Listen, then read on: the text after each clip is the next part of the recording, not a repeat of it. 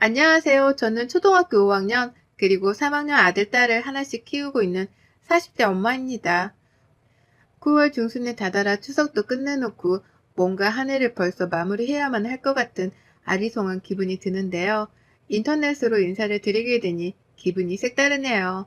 저는 현재 집에서 무직, 하지만 무직 중에서는 가장 바쁘고 정신없는 가정주부라는 삶을 살고 있습니다. 남편은 저랑 동갑내기인데요. 혼자 외벌이를 하며 생활비를 보내주고 있어요. 다달이 100만 원 정도를 말이죠. 처음부터 돈 관리는 자기가 하고 싶다며 생활비만 주는 것을 제외하고는 저에게 돈을 맡기지 않는 사람이었습니다. 그리고 전 그런 남편의 의견을 존중했어요. 애초에 결혼을 하면서도 남편이 저보다 경제적으로 훨 독립을 하고 있던 상황이었고 저도 그런 남편을 믿었으니까요. 그렇게 저는 지금까지 다달이 생활비를 받아가면서 주부 생활을 하고 있었습니다. 그리고 아이를 낳게 되며 슬슬 한계에 부딪히게 되었죠. 아이가 하나도 아니고 둘, 그리고 무려 대한민국이라는 이 땅덩어리에 살고 있다 보니 자녀를 키우면서 나가게 되는 돈이 꾸준하게 생겨났습니다. 하다못해 어린이집을 보낼 때에도 무슨 숙제나 준비물이 그리 많은지 사소하게 아이에게 사줘야 하는 것들이 늘어났고요. 아이가 친구를 따라 사고 싶다면서 친구의 장난감을 애처롭게 바라보고 울며 뗐을 때에는 마음이 안쓰러워서라도 참다 하나를 사주게 되곤 했습니다. 좀 더 크고 나서는 어쩔 수 없이 학업에 뒤처지지 말라며 학원을 보내게 되고 또 둘째가 태어나면서 첫째 때 썼던 것들을 반복해서 쓰다 보니 돈 나갈 일이 정말 크더라고요. 아무리 제 것에 드는 돈을 아껴가며 모으려고 해봐도 소용이 없었습니다. 들어오는 돈은 매달 한정이 되어 있는데 나가야 할 돈들은 꾸준하게 커갔으니 중간에서 제 똥줄만 타들어가는 중이었죠. 사실 남편은 처음부터 100만 원을 준 것도 아니었어요. 아이를 낳기 전에는 70만 원으로 두 사람의 생활비를 충당하라며 거대한 임무를 맡기는 듯 쥐어줬었답니다. 그때는 뭣도 모르고 그 돈으로 살 수 있다며 부부의 핸드폰 요금에 공과금, 그리고 식비의 관리세, 이것저것 그 많은 지출을 감당해내려 했어요. 지금 생각해보면 똥줄이 타는 듯한 기분은 그때부터 서서히 느끼기 시작했던 것 같네요. 그러다 결국 아이를 낳고서는 도저히 생활비만으로 아이 기저귀 하나조차 사기가 버겁다고 애원을 해서 겨우 100만 원을 받아내기 시작했고요. 천만 다행이었던 것은 남편이 적어도 월급만큼은 큼지막하게 벌어온다는 것이었습니다. 제가 알기로는 세후 600만 원 정도를 받고 있고요. 그 덕에 급한 일이나 큰일이 있을 때에는 남편을 믿고 돈 문제를 해결할 수 있었습니다. 그래봤자 장례식 부조금이라든지 친인척 결혼식 축의금이 대다수였지만요. 나름 여유있게 돈을 벌어오고 있는 사람이었고 저희가 자식이 줄줄이 딸린 집도 아닌 딱 적당한 4인 가정이었는데 남편은 뭐가 그리 불안하고 또 미덥지 못한 건지 돈 100만 원을 제외하고는 저에게 한 푼 주는 것조차 아까워했어요. 아이들이 치킨 먹자고 하는 그 값조차 아까워하는 사람이었으니 쪼잔하다고 보기에도 충분했답니다.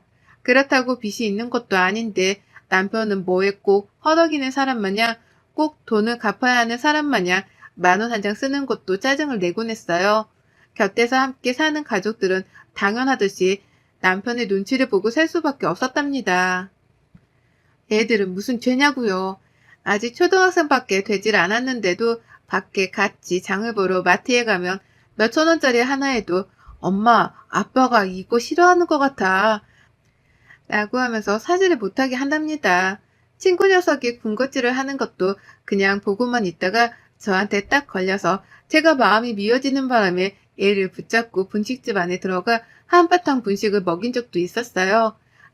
남편한테 전부 다 말해본 적은 없지만 저 혼자 애들을 생각하면 마음이 아파 돈을 펑펑 쓰고 자책을 했던 적이 한두 번이 아니었답니다. 그리고 이런 문제 덩어리 같은 남편의 모습은 시어머니한테서도 똑같이 보였죠. 네, 바로 저희 남편이 시어머니를 빼다 닮았던 겁니다. 시어머니는요, 남편에게 전략정신을 강요하다 못해 어릴 적부터 아주 주입식으로 집어넣어 교육을 시킨 그 장본인이세요. 시아버지께서 공무원이셨는데 나라 돈으로 받은 월급을 허투루 쓰면 안 된다면서 그 시절부터 미니멀 살림을 하셨다고 하더라고요. 뭐 틀린 말은 아니었죠. 나라 돈으로 받는 월급이니 이왕이면 전략해서 좋은 곳에 필요한 곳에 쓰는 게 잘못된 생각은 아니었으니까요. 하지만 그 정도가 지나친 건 분명했습니다. 제가 시집을 오면서 뵌 어머님의 모습은 아직도 잊혀지지가 않아요. 밥 먹다가 밥풀 조그마한 뭉텅이 하나를 실수로 밥상 위에 떨어뜨렸는데 그걸 가지고 앞에서 얘가 이 아까운 걸 라고 소리를 치면서 바로 집어다가 자기 입으로 집어 넣어버리더라고요. 겨우 밥 하나 가지고 혼이 났던 날이었습니다. 그 후로도 국 먹다 국물 한 방울 흘린 걸로 소리를 질렀고 밥그릇 안에 밥알 하나부터 남겨놓은 걸 가지고도 밥 아까운 줄을 모른다며 한참을 혼내셨어요. 며느리로 이상한 애가 들어왔다고 하시면서 말이죠. 그때부터 지레짐작은 했습니다. 처음엔 먹는 걸로 그냥 굉장히 까탈스러운 분이신 줄 알았는데 이제 보니 전략하는 게 몸에 완전히 배어 작은 낭비에도 민감해하는 것이라는 걸 말이죠. 그걸 알고 나서 보아하니 어머님은 정말 저 같은 평범한 사람이 감당하기에는 힘든 점이 너무 많았네요. 남편도 남편이었지만 그만큼 존재감이 크셨던 어머님도 만만치 않으셨어요. 같은 서울 땅에 살면서 자주 만나며 사는 건 아니었지만 어머님이 저희 애들을 보고 싶다고 자주 찾으셔서 주부인 제가 가끔씩 애들을 데리고 시댁에 가곤 했습니다. 그럴 때마다 전 어머님께 당연하듯이 그 한 주 혹은 몇 주간의 생활비 내역들을 검토받아야 했어요. 못 보고 지낸 사이에 어디다가 큰돈을 썼는지, 그간의 생활비는 어떻게 관리를 하고 쓰며 살았는지에 대해서 자잘한 것까지 다 하나하나 캐물어 보셨기 때문입니다. 얘들은 아빠한테서 돈 때문에 눈치를 보는 것도 모자라 할머니 집에 와서도 할머니한테 혼이 나는 중인 엄마의 모습을 봐야 했고요. 저는 쩔쩔매면서 그간에 돈 쓴 것들, 애들 학원비며 간식비 등 사소한 것들까지도 시어머니께 말씀을 드렸어요. 이걸 원하신 건지는 모르겠으나 제가 그렇게 다 말씀을 드리고 나면 그제서야 어머님은 그래 이번에도 수고했다 나가 라고 하시면서 만족하다는 듯 고개를 끄덕이셨고요.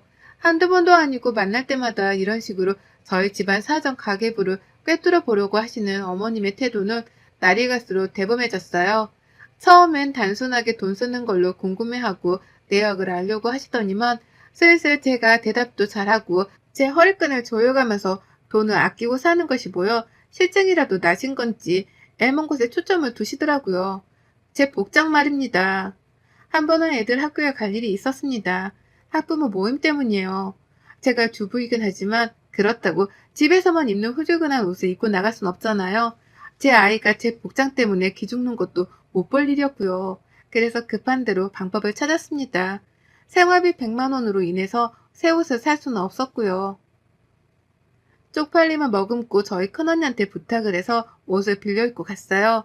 네, 남편이 월급을 몇백이나 벌어오는데 저는 꼴랑 100만 원을 쪼개가며 살면서 옷 하나도 제대로 사지를 못하는 처지였던 겁니다. 그래서 언니한테 옷을 빌려 입고서는 아이 학교에 찾아갔고요. 그런데 시어머니는 그걸로 제가 새 옷을 산 줄 알았다며 저를 보자마자 옷을 한 줌 손으로 꼬집어 당기며 말씀하셨어요. 너 이거 새로 산 거니? 네가 무슨 돈이 있다고? 라고 말이죠. 옷을 샀으면 돈이 있었으니 샀을 것인데 어머님은 그걸로 다 큰 성인인 저한테 무슨 돈으로 샀는지를 물으셨습니다.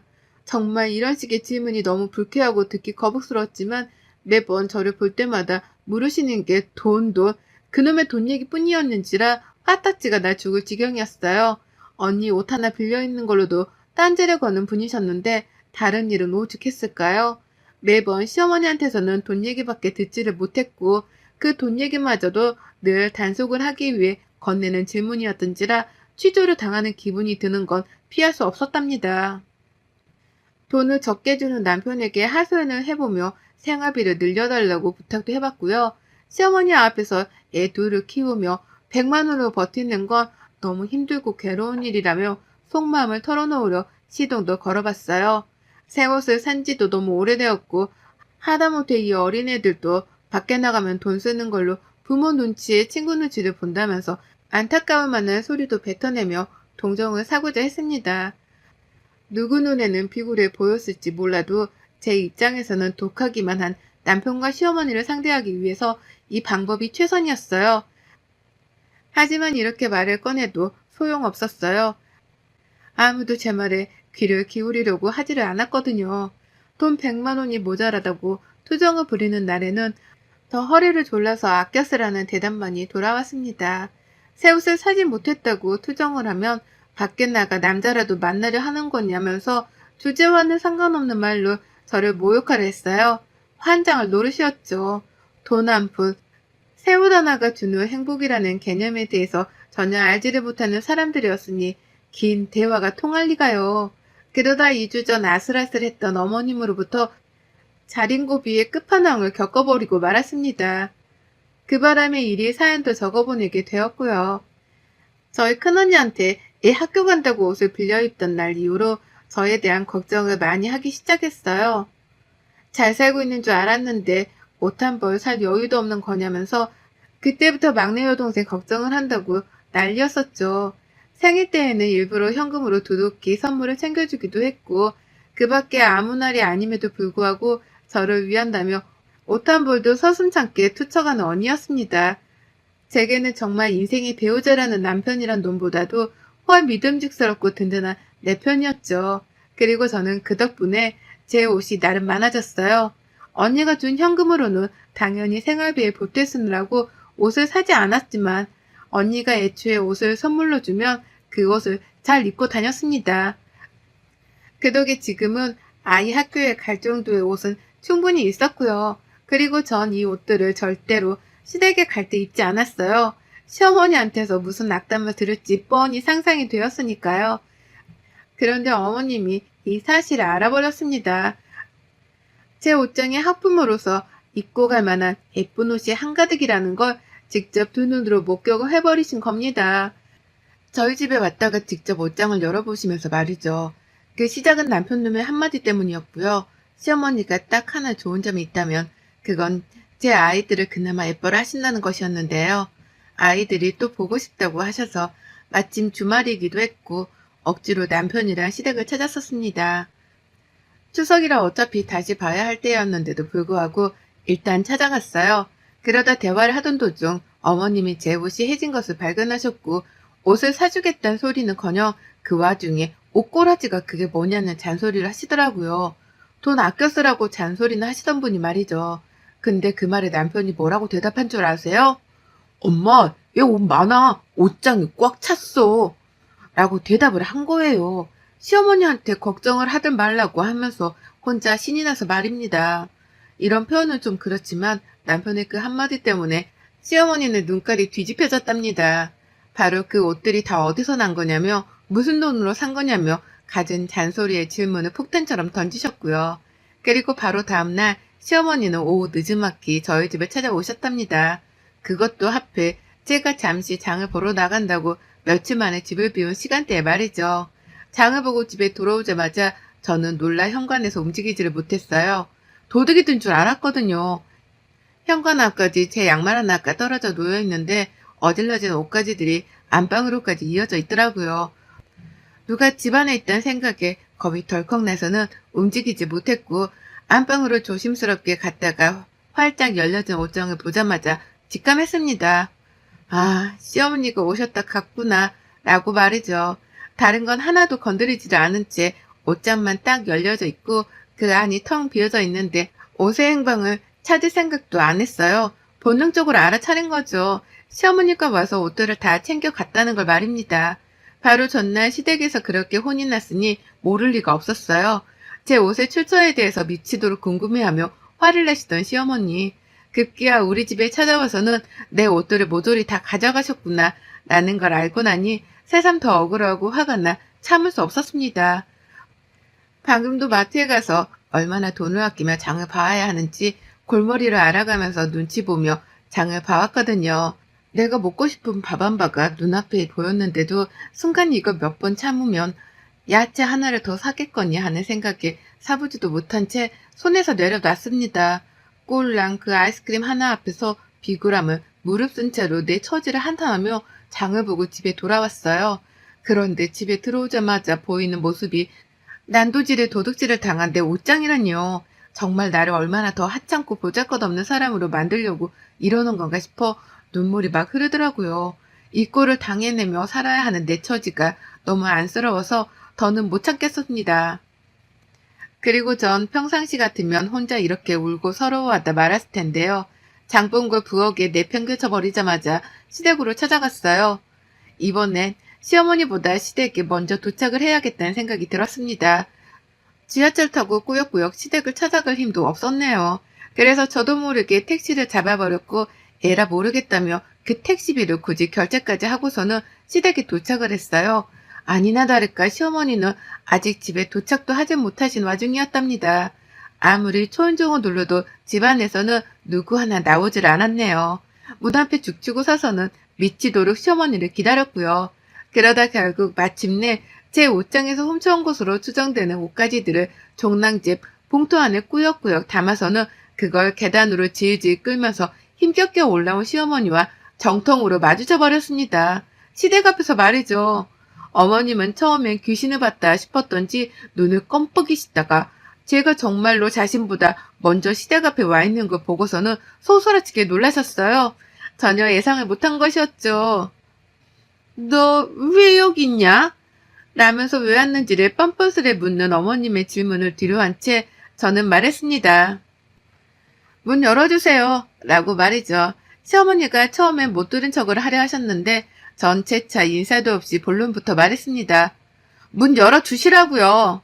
라고 말입니다. 그렇게 저는 시댁에 들어갔어요. 찬바람 쌩쌩 부는 그 차갑던 공기 속에서 저는 시어머니가 들고 계시는 제 옷 따위는 안중에도 없었습니다. 어차피 우리 언니 아니었으면 가지지도 못해서 옷들이었으니까요. 다만 며느리한테 돈 10,000원 한 장, 1,000원 한 장조차 살림에 보태쓰라면서 쥐어준 적이 없는 인색한 시어머니가 며느리한테 옷 한 벌을 선물해주기는커녕 옷장을 털어서는 멋대로 도둑질을 했다는 사실 자체는 그 누구도 부정할 수 없었습니다. 그냥 넘길 수도 없는 일이었고요. 그래서 전 시댁에 들어가자마자 똑같은 범행을 저질렀어요. 안방으로 들어가 시어머니의 옷장을 털어버린 겁니다. 옷걸이를 마구 잡아당기면서 사방팔방으로 옷이 튀는 걸 지켜보며 마구잡이로 옷장 속의 옷들을 끄집어냈어요. 처음엔 화장실이 급해서 문을 열어달라고 한 줄 알았던지 어머님은 저희 집에서 가지고 나온 옷가지들을 숨기려 하며 문을 열어주셨는데요. 제가 급하게 안방으로 들어가자마자 옷들을 끄집어내며 난동을 피우자 어머님도 그제서야 소리를 지르면서 달려와 저를 말리시더라고요. 별안간 별 미친년이 다 했다고 하시면서 말입니다. 저는 그제서야 시어머니를 돌아보며 소리를 질러드렸어요. 제 옷장은 왜 털어가셨어요? 어머님이 먼저 시작하셔놓고 왜 저보고는 미친년이래요? 제가 미친년이면 어머님은 더한 또라이세요? 라고요. 그러자 어머님 기가 막혔는지 말을 못하시더라고요. 그도 그럴 것이 본인이 제 옷장을 먼저 털어간 것이 사실이었기에 대꾸를 못한 겁니다. 그저 그 순간의 위기를 모면해야겠다 싶었던지 헛소리를 늘여놓기 시작하셨죠. 아니 내가 가뜩이나 니들 생활비가 쪼달린다고 하길래 도와주려고 그랬지. 이거 이 옷들 다 팔아서 당근마켓에 내다 팔면 돈이 얼마냐. 푼돈이라도 그렇게 만들어서 생활비에 보탰어야지. 내가 그걸 가르쳐 주려고 한 거지. 이따 말하려고 했어. 이건 훔친 게 아니라 내가 잠깐 빌린 거야. 라고 말입니다. 멋대로 주인 허락도 없이 옷을 훔쳐서는 그걸 다 중고마켓에 올려서는 남한테 팔려고 했다는 겁니다. 저한테서 훔쳐가선 남한테 주려고 했으면서 이걸 빌려간 거라고 표현하시더라고요. 절로 기가 막혀 온 숨구멍에서 거친 숨들이 튀어나왔습니다. 이 얼척없는 말을 제가 그냥 듣고만 있을 줄 알았는지 대범하게 옷을 훔쳐올 생각을 한 어머님의 정성에 꼭 보답을 해드려야겠다는 생각도 들었고요. 그래서 전 하던 짓을 멈추지 않았습니다. 시어머니 옷장이요? 원수의 옷장을 털듯이 미친 나부랭이의 빙의에서는 옷가지들을 빼냈어요. 그리고는 시어머니가 하신 것처럼 똑같이 집안에 있던 쓰레기 봉투를 찾아다가 그 안에 담았습니다. 그리고는 어머님이 말리려 하는 건 나부랭이 소리를 내가면서 발악을 하며 제쳤죠. 제가 옷을 집 밖으로까지 끌고 나오자 어머님이 그제서야 뒤에서 제 이름을 부르며 소리치시더라고요. 얘 딱 가져가라고. 내 옷은 돌려줘라. 라고요. 물물교환을 하자고 딜을 시작하신 겁니다. 그제서야 백기를 들고는 저에게 제 옷을 돌려주겠다는 뜻을 보이신 거였죠.